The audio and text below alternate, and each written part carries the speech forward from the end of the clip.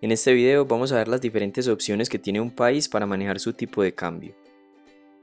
Con un tipo de cambio flexible, el Banco Central no interviene y deja que el tipo de cambio varíe en el mercado para ser definido según la oferta y la demanda.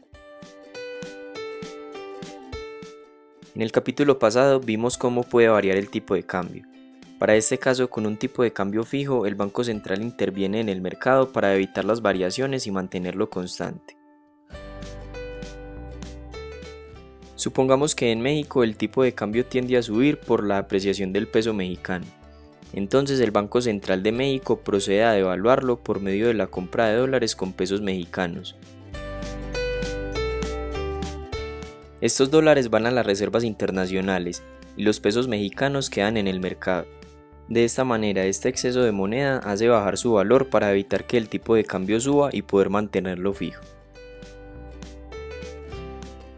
Si por el contrario el tipo de cambio tiende a bajar por la depreciación del peso mexicano, el Banco Central de México utiliza los dólares de sus reservas internacionales para comprar pesos mexicanos, sacarlos del mercado, disminuir su oferta y lograr revaluar la moneda.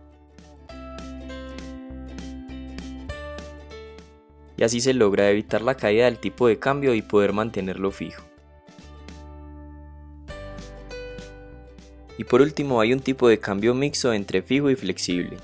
Aquí el Banco Central deja fluctuar el tipo de cambio dentro de unas bandas, es decir, establece un límite superior y un límite inferior para intervenir en el mercado. Supongamos que el Banco Central de México establece un límite inferior de 0,05 dólares por peso mexicano y uno superior de 0,1 dólares por peso mexicano.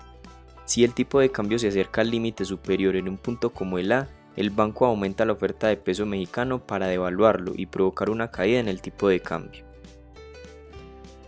Pero si el tipo de cambio baja hasta un punto como el B, el Banco Central decide disminuir la oferta de peso mexicano para revaluarlo y evitar que el tipo de cambio siga cayendo.